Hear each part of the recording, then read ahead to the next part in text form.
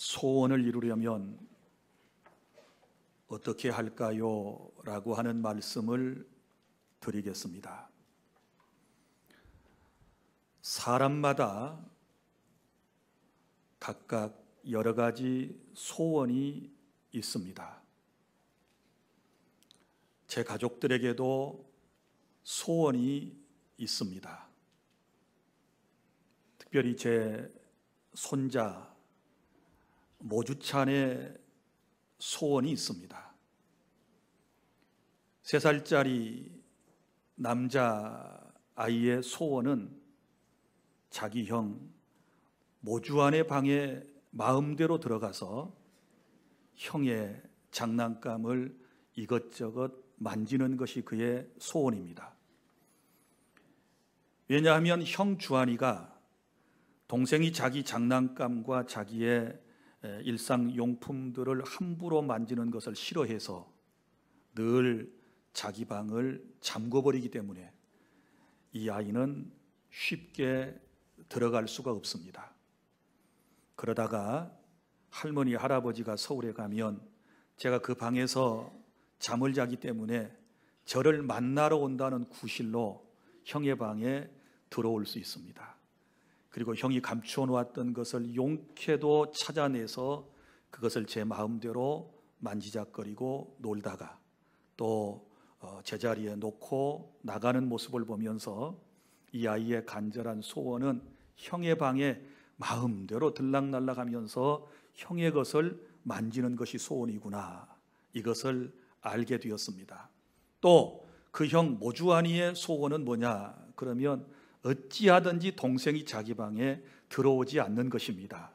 그래서 들어오지 못하도록 탁을 들어가자마자 문을 걸어 잠굽니다. 오죽이나 아이가 들어오는 것이 싫었으면 지네 부모와 의논을 해가지고 이 손잡이를 거꾸로 달아가지고 열지 못하도록 그렇게 장치를 해놓고 동생이 자기 방에 오는 것을 철저히 금지하고 자기 것은 오직 자기만 만져야 한다는 이런 소원을 가지고 있습니다. 또 모주환이의 소원 가운데 이런 것도 있습니다. 어린이집에 갈 때 엄마 아빠가 선택해 준 옷보다는 자기가 원하는 옷을 꼭 입고 가야 한다는 것입니다. 이번에도 가서 봤더니 이제 어린이집에서 오늘은 야외 학습이 있는 날이기 때문에 아이에게 긴팔을 입혀서 보내십시오. 그리고 모기 퇴치제를 신발에서부터 위에 모든 옷까지 다 골고루 뿌려서 보내주십시오. 이런 통지문이 왔습니다. 그래서 이제 주한이 엄마가 출근을 하면서 오늘은 이 옷을 입고 가라, 그리고 꺼내 놓았는데 모주환이가 그 옷을 입지 않는 것입니다. 그리고는 때를 부리면서 자기가 좋아하는 옷을 입고 가겠다고, 그리고는 방에 들어와서 이 옷 저 옷을 다 골라내더니 자기가 좋아하는 색깔을 골라서 입고 간다는 것입니다. 그래서 이 아이의 소원은 자기가 원하는 색상, 원하는 스타일의 옷을 입는 것이고, 또 하나는 무엇을 갖고 싶냐 그랬더니 레고를 갖고 싶답니다. 레고가 뭔지 모르시는 분들은 손자들한테 물어보십시오. 그래서 레고를 갖고 싶다. 그래서 제가 이제 또 어제 돈을 붙여줬습니다. 이거 레고를 사라 그러고. 죽은 사람도 소원도 들어주는데 손자의 소원을 못 들어주는 할아버지라면 얼마나 야속하겠습니까? 그래서 어제 제가 20만 원을 붙여주면서 레고를 사라고 그랬습니다. 아무리 생각해 보아도 나는 아주 착한 할아버지인 것 같습니다. 왜냐하면 손자의 소원을 기꺼이 응답해 주는 이런 할아버지가 우리 가운데도 많이 있으리라고 생각을 합니다. 또 요즘 들어 제 아내의 간절한 소원이 뭘까? 제가 살펴본 바로는 어찌하든지 남편인 제가 건강해야 된다라고 하는 소원이 막 강렬하게 마음속에서 올라오는 것 같습니다. 제가 지난번에도 말씀드린 것처럼 8월 한 달 내내 병원에 가서 여러 가지 검사를 받고, 또 사실은 지난주에 조직 검사를 받고 왔습니다. 이번 주 금요일에 이제 그 결과가 나오게 되는데, 제 아내의 간절한 바람은 아무런 이제 병명도 발견되지 않고 암이 아니었으면 하는 간절한 소원이 있음을 보았습니다. 왜냐하면 아주 저에 대해서 더 깊은 사랑과 관심을 보여주면서 이제 걱정하고 염려하는 그 모습을 보면서 아내의 소원은 남편이 건강해서 오래오래 함께 사는 것이구나, 이런 이제 마음을 제가 읽을 수가 있었습니다. 여기 모인 여러분 모두에게도 소원이 있으실 겁니다. 우리 학생들의 소원은 무엇일까요?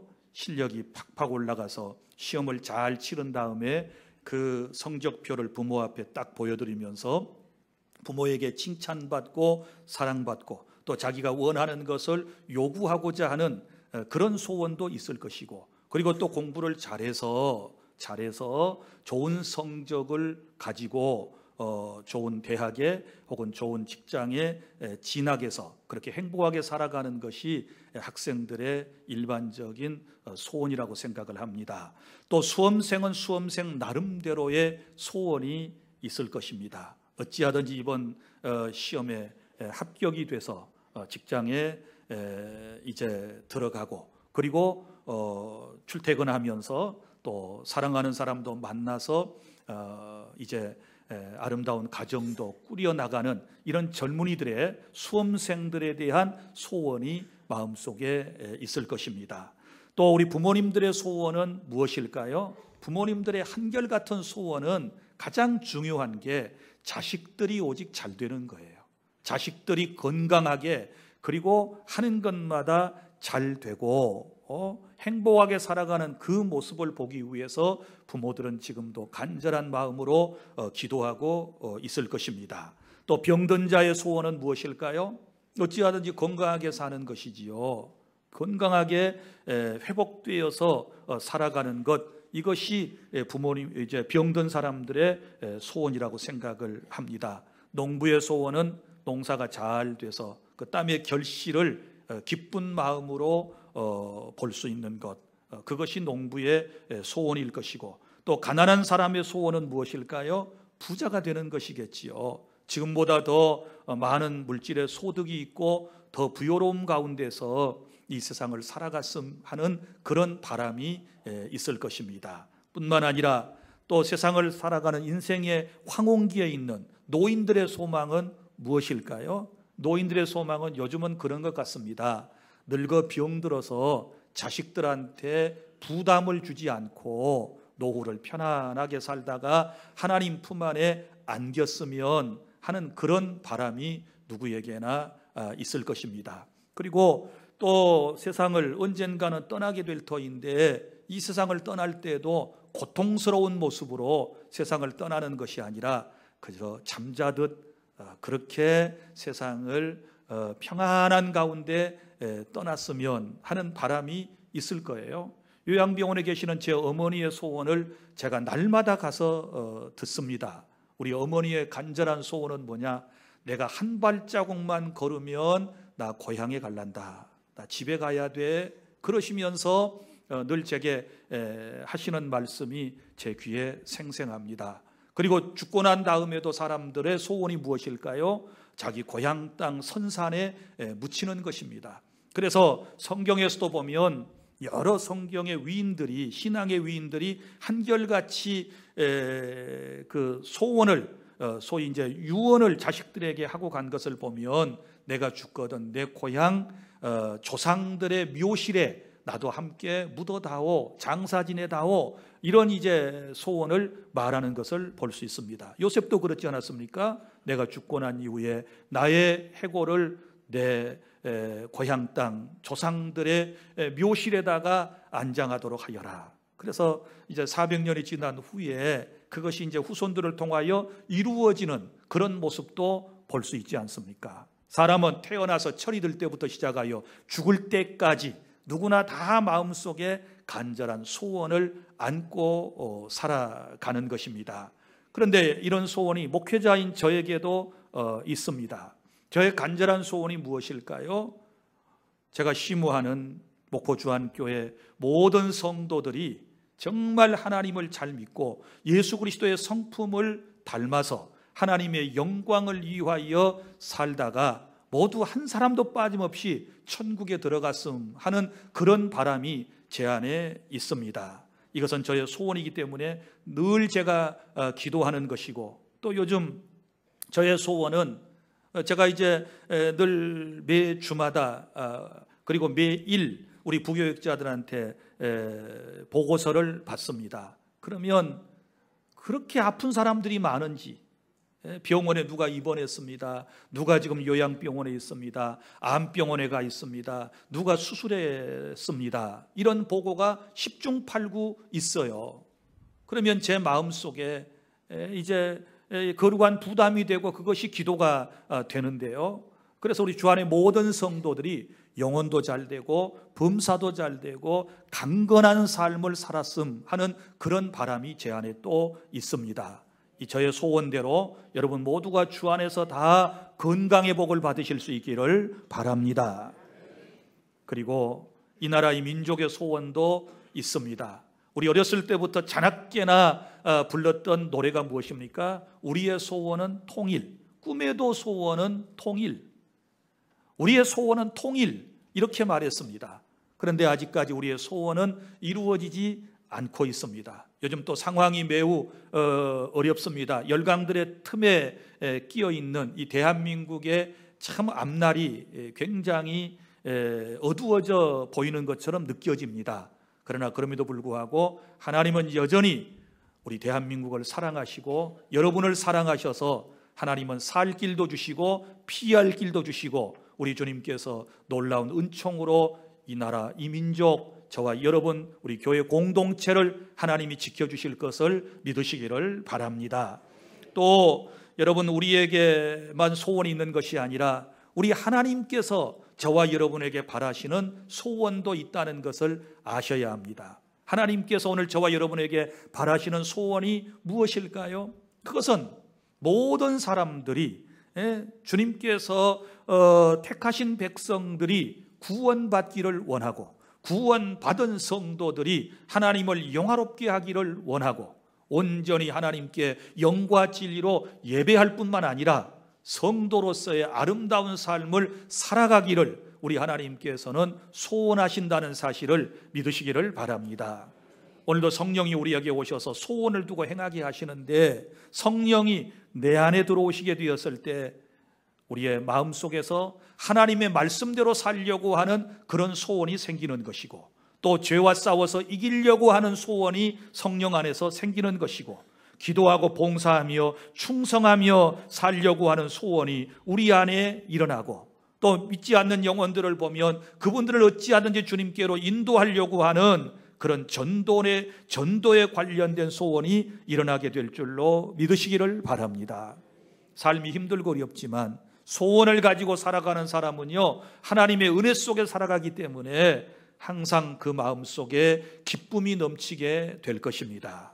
어디 기쁨만 넘치겠습니까? 소원을 가지고 살아가는 사람은 어떤 고난도 이겨낼 수 있습니다. 소원을 가지고 살아가는 사람은 절대로 세상을 살아가다가 낙심하지 않습니다. 좌절하지 않습니다. 왜냐하면 하나님께서 함께 해주시고 주님께서 나의 소원을 이루어 주신다라고 하는 확신을 가지고 살아가기 때문에 반드시 소원을 가지면 승리하게 될 줄로 믿으시기를 바랍니다. 나는 오늘 여러분들에게 소원에 관련된 말씀을 드리면서 여러분 안에 있는 소원이 정말 아름다운 소원이기를 바라고 그 소원이 주 안에서 응답받는 역사가 일어날 수 있기를 바랍니다. 소원을 가지고 응답받은 한 사람이 있습니다. 오늘은 그 사람을 여러분들에게 소개를 해드리겠습니다. 자, 누구일까요? 오늘 본문에 소개되고 있는 솔로몬이라고 하는 사람입니다. 이 솔로몬에 대한 소개를 제가 잠깐 여러분들에게 간략하게 드리도록 하겠습니다. 솔로몬은 이스라엘의 2대 왕입니다. 그의 아버지는 3대 왕이고 그의 아버지는 다윗이고 그의 어머니는 밧세바입니다. 자, 다윗과 밧세바 사이에서 솔로몬은 태어났습니다. 그가 태어나기 전에 하나님께서는 그에게 솔로몬이라고 하는 이름을 지어주셨는데 이것은 평화라고 하는 뜻을 가지고 있습니다. 그리고 또 다른 이름이 하나 더 있는데 그것은 나단이라고 하는 선지자가 여디디야라고 하는 이름을 지어주었습니다. 이 말은 여호와의 사랑을 입은 자라고 하는 뜻을 가지고 있습니다. 자, 솔로몬은 태어나서 나단 선지자에게 신앙 교육을 받았습니다. 그리고 약관 20세에 여러 형제 왕자들의 시기와 견제를 극복하고 이스라엘의 세 번째 왕이 되었습니다.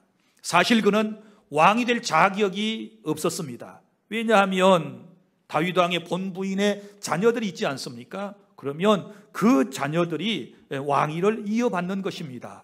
솔로몬은 그의 어머니 밧세바가 후처였기 때문에 사실은 자격에서부터 제외가 되었습니다. 그런데 하나님의 은혜로 이런 솔로몬이 이스라엘의 왕이 된 것입니다.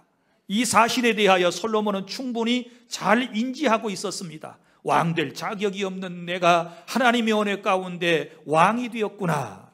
그리고 이제 이스라엘 공동체를 통치해 나가야 되는데 자신감이 없는 것입니다.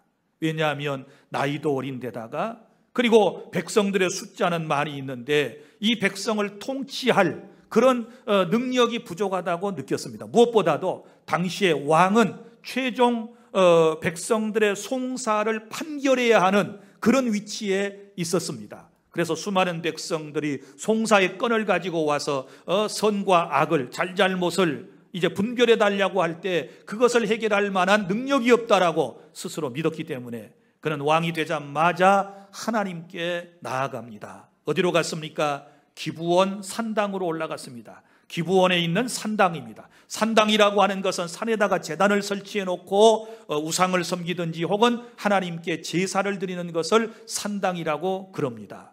그런데 이때까지는 성전이 없었기 때문에 이스라엘 공동체 더러가 이 세상 사람들처럼 산에다가 하나님의 제단, 곧 산당을 만들어 놓고 제사를 드리게 되었던 것입니다. 솔로몬은 기브온 산당에 올라가 하나님께 1000번 번제를 드리게 된 것입니다. 1000번제를 드렸습니다.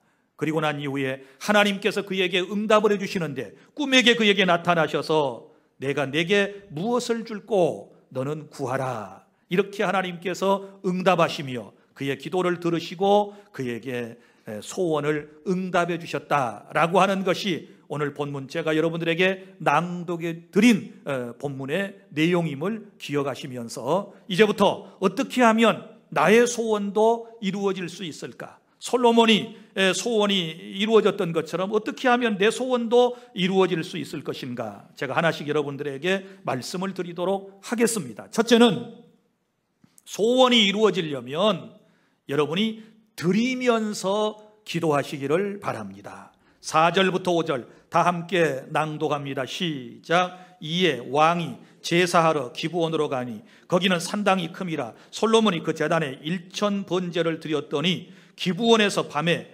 여호와께서 솔로몬의 꿈에 나타나시니라. 하나님이 이르시되 내가 내게 무엇을 줄꼬 너는 구하라. 아멘. 자, 무엇이든지 정성이 필요합니다. 특별히 기도에는 정성이 필요합니다. 지성이면 감천이라고 하는 말이 있지 않습니까? 뭐든지 지극정성을 다하게 되면 하늘도 감동한다라고 하는 말을 우리는 지금까지 많이 들어왔습니다. 솔로몬의 이 1000번제는 정말 하나님 앞에 자기의 정성을 다하는 그러한 드림이었다라고 하는 것을 알 수 있습니다. 먼저 번제에 대한 설명을 드리겠습니다.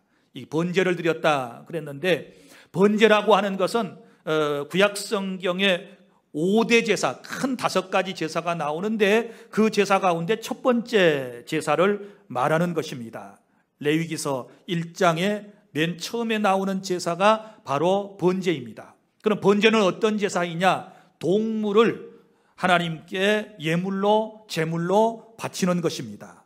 자기 신분에 따라 그리고 경제적 능력에 따라서 어떤 사람은 소 그리고 염소 혹은 이제 양, 비둘기 혹은 산세, 집세, 이런 이제 것들을 형편에 따라서 드리도록 되어 있습니다. 먼저 이제 제사를 드리는 사람이 그 제물을 가져오면 그것을 잡아서 각을 뜬 다음에 제단 위에 올려놓고 불로 태워서 드리게 되는 것입니다. 불로 태워서 드리니까 일명 이것을 불의 제사, 그래서 화제라 이런 표현을 쓰기도 합니다. 그리고 불로 제물을 태워서 드리게 되었을 때 연기와 그 냄새와 불꽃이 위로 올라간다라는 말에서부터 번제라는 말이 생겼습니다. 그래서 번제라는 말은 올라간다라고 하는 뜻을 가지고 있습니다.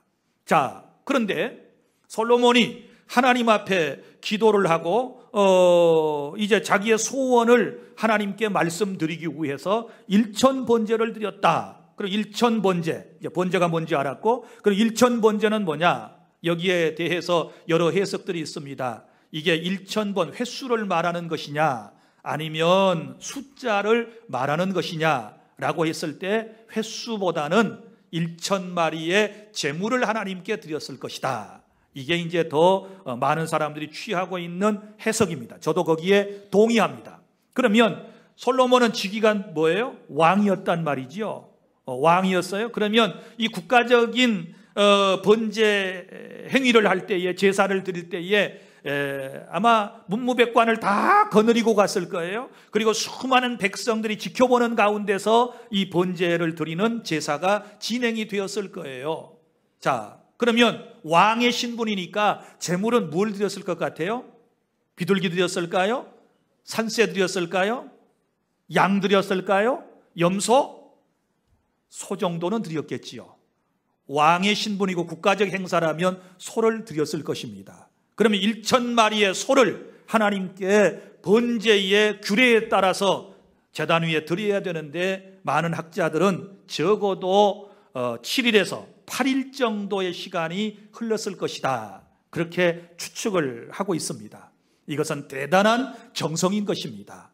8일 동안 그 이상을 하나님께 매일 매 순간 이렇게 귀한 예물을 드렸다라고 하는 것, 제물을 드렸다라고 하는 것은 놀라운 정성인 것입니다.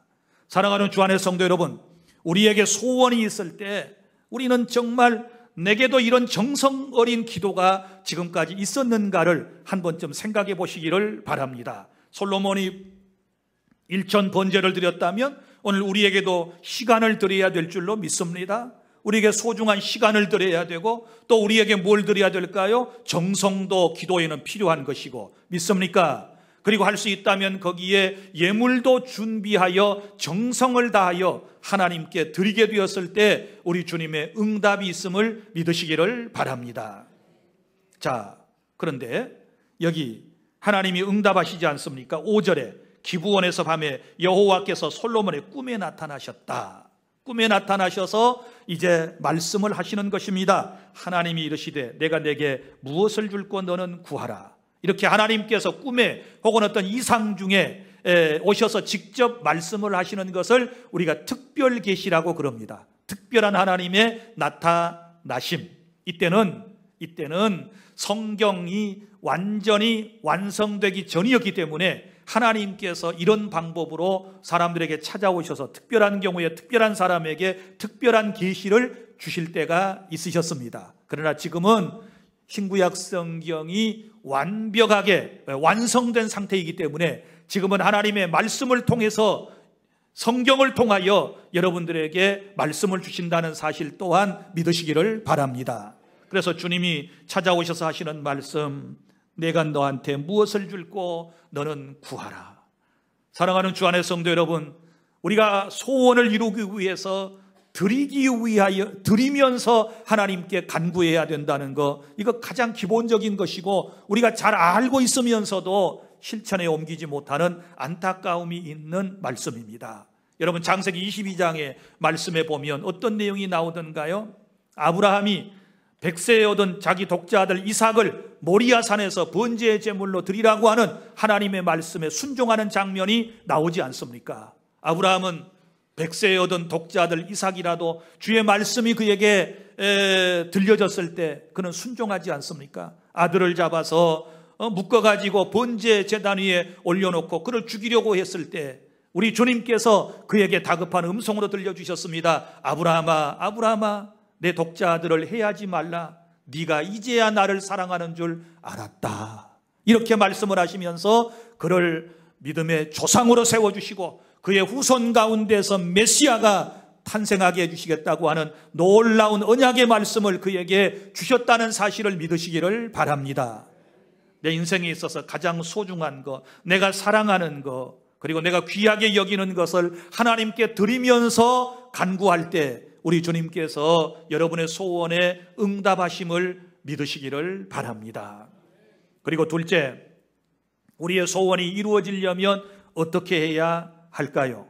감사하며 겸손히 구하시기를 바랍니다. 본문의 6절부터 9절까지 말씀입니다. 여기 내용을 제가 소개해드리면 이런 내용입니다. 6절부터 7절까지는 솔로몬의 감사 기도입니다. 과거와 현재에 대한 감사를 먼저 하고 있습니다. 자기 아버지 다윗에 대한 얘기를 쭉 하지 않습니까? 자기 아버지는 성실과 공의와 정직한 마음으로 주와 함께 주 앞에서 행함으로 주님께서 그에게 큰 은혜를 베푸셨다. 그래서 아버지 다윗이 어떻게 큰 은혜를 받았는가에 대하여 감사를 지금 하고 있지 않습니까? 그리고 또 그를 위하여 이 큰 은혜를 항상 주사 오늘과 같이 그의 자리에 앉을 아들을 그에게 주셨나이다. 무슨 얘기예요? 그 후손으로 자기가 태어나게 되었다. 이걸 감사하고 있는 것입니다. 그러니까 아버지와 자기 자신에게 베풀어 주신 은혜에 대하여 감사했습니다. 여러분, 소원이 응답받으려면 왜 감사가 먼저 필요한가 하면 보십시오. 현재 주신 은혜도 감사하지 못하는데 뭘 또 다른 은혜를 달라고 요청을 할 수가 있겠습니까? 지금까지 주신 은혜에 대해서 먼저 감사하고 다음 부분으로 넘어가야 하나님께서도 기뻐하실 줄 믿으시기를 바랍니다. 그래서 솔로몬은 그것을 놓치지 않았습니다. 아버지에게 베풀어 주신 은혜, 또 자기에게 베풀어 주신 은혜, 특별히 자기가 그 다윗 왕의 아들로 태어나서 자격이 없는 자기가 이스라엘의 세 번째 왕이 된 것에 대하여 감사를 하고 있는 것입니다. 소원이 응답되려면 나를 구원해 주시고 지금까지 나를 여기까지 인도해 주신 하나님의 은혜에 대하여 감사하시기를 바랍니다. 할렐루야. 지금까지 주신 은혜에 대해서 감사도 못하면서 또 다른 것을 구하면 그 염치가 없는 행위가 아니겠습니까? 먼저 주신 것부터 깊이 생각하고 이 솔로몬처럼 감사하실 수 있기를 바랍니다. 그리고 또 솔로몬의 기도는 감사 기도에 이어서 겸손한 기도 아닙니까? 자, 그의 겸손함을 어디서 볼 수 있나요? 7절 하반절에 보면 이런 말씀이 나옵니다. 이렇게 말합니다. 왕이 다윗을 대신하여 왕이 되게 하셨사오나 종은 작은 아이라 출입할 줄을 알지 못하고, 이렇게 말합니다. 자기 자신을 아이로 표현하고 있습니다. 지금 솔로몬은 20살이 넘었습니다. 그런데 그는 자기 자신을 아이라고 표현을 하면서 출입도 할 수 없다, 출입을 할 줄도 모르는 그런 아주 갓난 아이와 같은 상태라고 고백을 하고 있는 것입니다. 사랑하는 여러분, 누가 기도합니까? 자기의 부족함을 깨닫는 사람이 기도하는 것입니다. 솔로몬은 왕이 되고 난 이후에 자기에게는 지혜가 부족함을 알았습니다. 그래서 지혜를 지금 구하기 위해서 간구하고 있지 않습니까? 야고보서 1장 5절, 너희 중에 누구든지 지혜가 부족하거든 모든 사람에게 후히 주시고 꾸짖지 아니하시는 하나님께 구하라. 그리하면 주시리라. 그 솔로몬은 하나님께 겸손히 기도했습니다. 자기의 부족함을 깨닫고 기도했습니다. 사랑하는 주 안의 성도 여러분, 우리의 신앙생활을 한번 점검해 볼까요? 교만한 사람은 절대 기도하지 않습니다. 교만한 사람의 특징이 무엇입니까? 하나님께 기도하지 않고 하나님의 도움이 없어도 내 실력과 내 능력과 내 경험과 내 스펙을 통하여, 그리고 누군가가 사람이 나를 도와주면 내가 다 할 수 있다라고 믿는 그 교만함 때문에 전능하신 하나님께 기도하지 않는 것입니다. 그렇지 않습니까?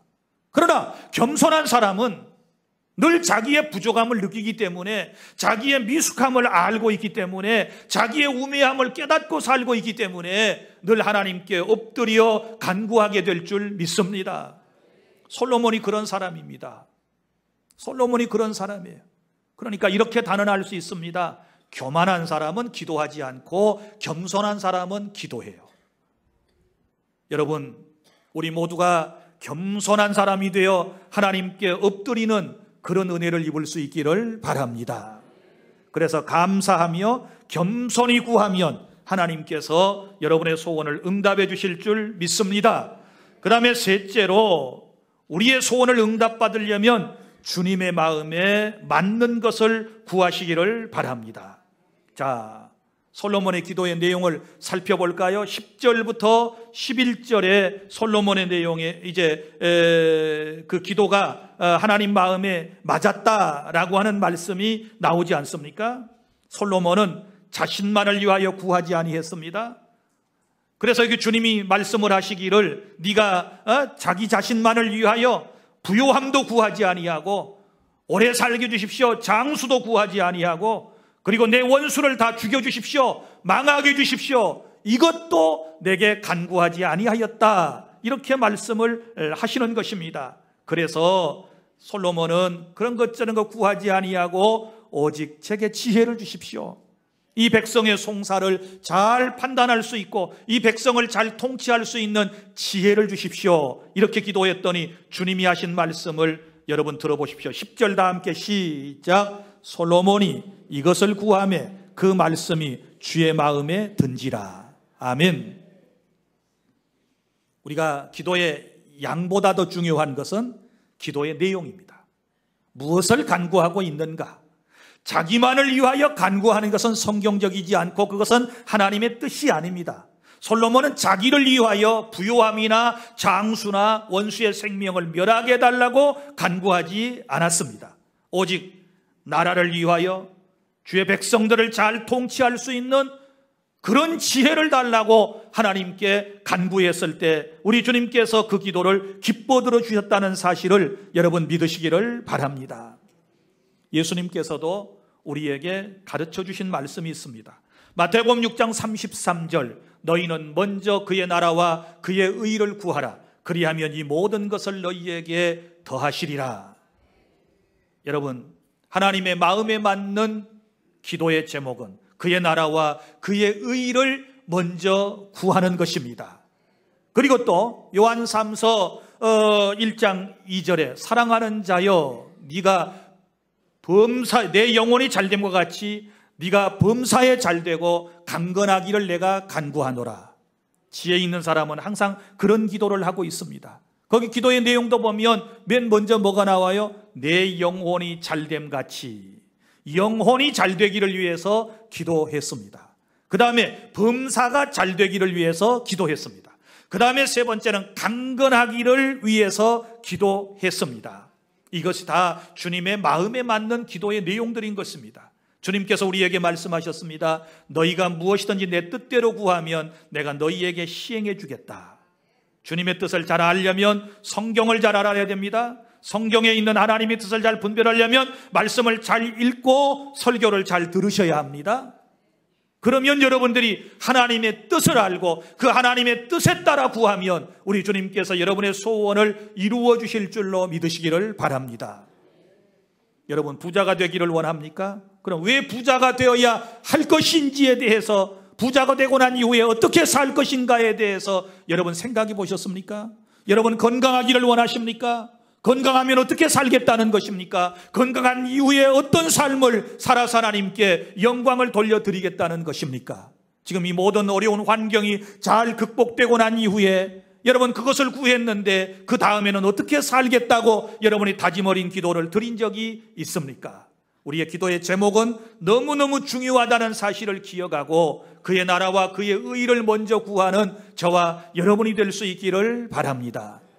예를 들어서 하나님이 내 사업 잘 되게 하시고 내게 물질의 복을 많이 주시면 내가 선교하고 구제하는 일에, 하나님의 선한 일에, 그리고 장학금을 지급하는 일에, 그리고 또 선교지에 교회당을 건축하는 일에 내가 앞장서고 하나님 영광을 드러내겠습니다 라고 하는 기도는 참 아름다운 기도인 줄로 믿습니다.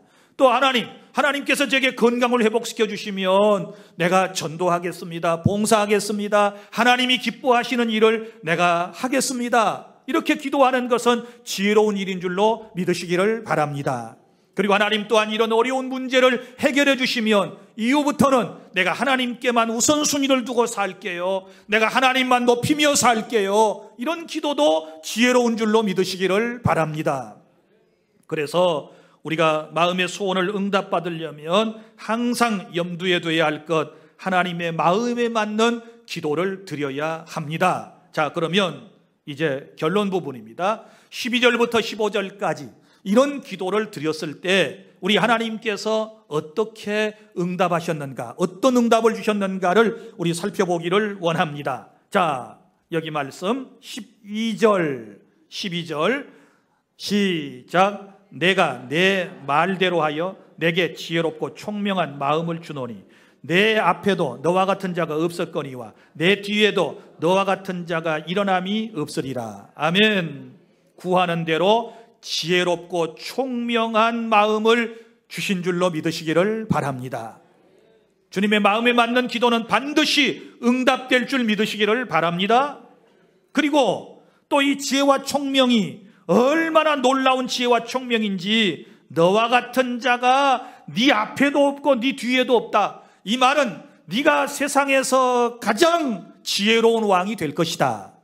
그래서 세상에서 가장 지혜로운 현자를 말하면 믿지 않는 사람들도 모두가 다 누구를 말합니까? 솔로몬의 지혜를 말하지 않습니까? 이런 은혜가 우리 주 안의 모든 성도 여러분들에게도 임하시기를 바랍니다.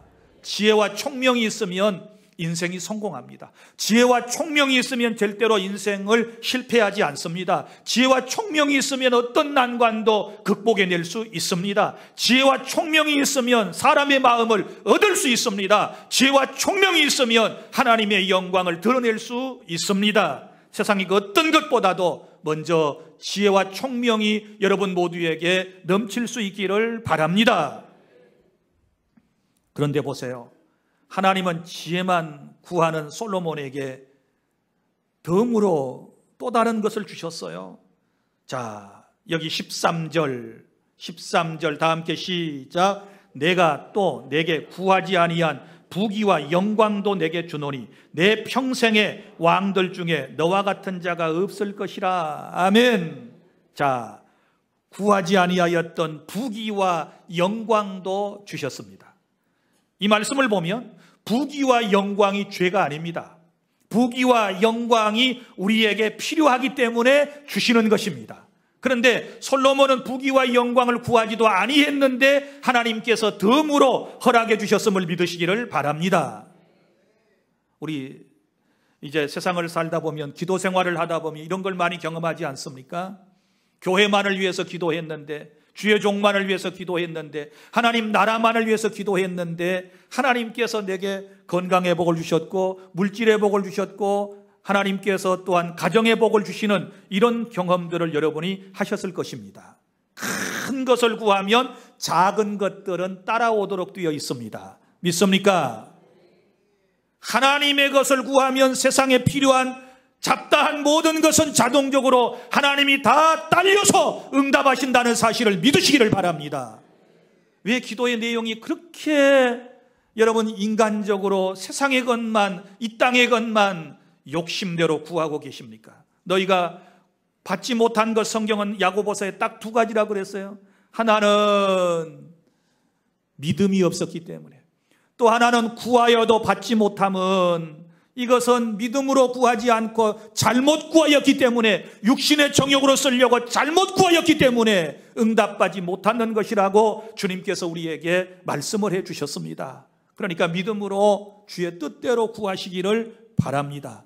그러면 여러분이 평소에 열심히 기도하지 아니했던 다른 것까지도 다 덤으로 주신다는 그런 믿음을 가지실 수 있기를 바랍니다. 그리고 또 하나 덤으로 주신 게 있습니다. 14절입니다. 시작. 내가 만일 내 아버지 다윗의 행함같이 내 길로 행하며 내 법도와 명령을 지키면 내가 또 내 날을 길게 하리라. 아멘. 이 말은 무슨 말인가 하면 네가 아버지처럼 살고 네가 내 말씀대로 잘 살아가면 너의 날이 길게 될 것이다. 여기서 말하는 내 날이 길다라고 하는 것은 두 가지를 포함하고 있는데, 하나는 솔로몬의 장수를 말해요. 하나님의 말씀대로 살면 솔로몬 너는 장수할 것이다. 또 이런 뜻이 있고, 하나는 어떤 뜻이 있느냐 그러면 이제 너의 왕위가 계속될 것이다. 너의 후손들에게 왕국이 계속될 것이다 라고 하는 뜻을 가지고 있습니다. 그런데 안타깝게도 우리가 솔로몬에 대한 말씀을 쭉 배워보면 솔로몬은 이 세 번째 항목의 복은 제대로 못 받았어요. 왜냐하면 솔로몬은 나중에 변절되거든요. 그의 인생의 후반기에 보면 하나님을 떠나지 않습니까? 그래서 솔로몬은 60세 정도에 죽어요. 단명해요. 솔로몬처럼 좋은 집에서 잘 먹고 잘 살고 그렇게 사람들에게 추앙받고 살아도 무슨 소용이 있습니까? 그는 60세 정도에 죽어요. 그리고 그의 왕권은 어떻게 됩니까? 그의 후대에 나라가 두 쪽이 나요. 그래서 솔로몬이 죽고 난 이후에 남북이 갈려지지 않습니까? 북쪽은 이스라엘이라고 하는 국호를 갖고 남쪽에는 유다라고 하는 국호를 갖고 나라가 두 동강이 나는 이런 안타까운 모습을 볼 수 있어요. 이건 세 번째 복은 솔로몬이 이루지 못한 거예요. 사랑하는 주 안의 성도 여러분, 우리 하나님께서는 오늘 저와 여러분의 소원을 응답하시기를 원하시는데, 특별히 예수 믿고 구원받고 성령의 이끌림을 받은 사람들에게는 하나님께서 소원을 두고 행하신다 그랬으니까, 우리가 말씀을 들을 때, 기도할 때 내 삶 가운데 성령이 어떤 소원을 강력하게 내 안에서 일어나게 하시는 것입니다. 이 소원이 응답되려면 어떻게 해야 될까요? 드리면서 구하시기를 바랍니다. 오해하지 말고 들으세요. 목사가 뭐 물질을 막 다 바쳐서 기도해라, 그런 의미 아닙니다. 여러분, 솔로몬이 그렇게 기도했습니다. 우리가 여름을 이제 다 지나고 가을에 문턱에 있습니다만은, 이 시골에 가면 대부분의 집에 마당 한켠에 펌프 우물이 있지요. 여름에 그 우물 참 잘 사용합니다. 이제 더울 때는 등목도 그곳에 가서 하고, 또 밭에서 일하고 왔을 때 목마르면 펌프 물을 길러서 마시고 갈증을 이제 해소하고, 얼마나 필요한 펌프인지 모릅니다. 그런데 이것도 쓰다가 놔두면 한나절 정도만 지나면, 아니 몇 시간만 지나면 물이 밑으로 쏙 내려가죠. 내려가 버리면 아무리 펌프질을 해도 물이 밑에서 올라오지를 않습니다. 그러면 지혜로운 사람들은 어떻게 했습니까? 옆에다가 물통을 놓고 거기에 바가지를 하나 띄워 놓지요. 그리고 새로운 물을 퍼올리기 위해서 거기다가 물을 몇 바가지 붓고 까딱까딱 하면 밑에 있는 물이 딸려서 올라와요. 이걸 마중물이라고 그래요. 기도 생활에도 이런 마중물이 필요한 거예요. 믿습니까? 내 시간과 내 정성과 내 예물을 하나님께 드리게 되었을 때 하나님께서 우리의 기도에 응답해 주신다는 사실을 믿으시기를 바랍니다.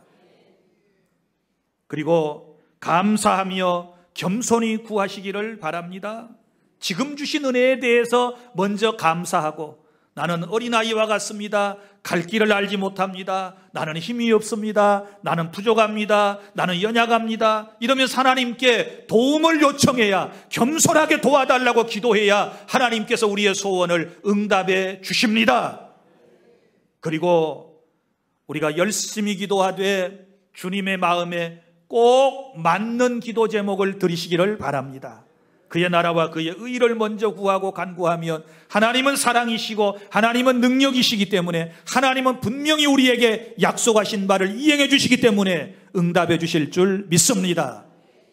여러분의 소원이 주님께로부터 온 소원이기를 바라고, 그 소원이 주 안에서 기도하여 다 응답되는 그런 은혜가 주 안의 모든 성도 여러분들에게 있기를 축원합니다. 기도하겠습니다.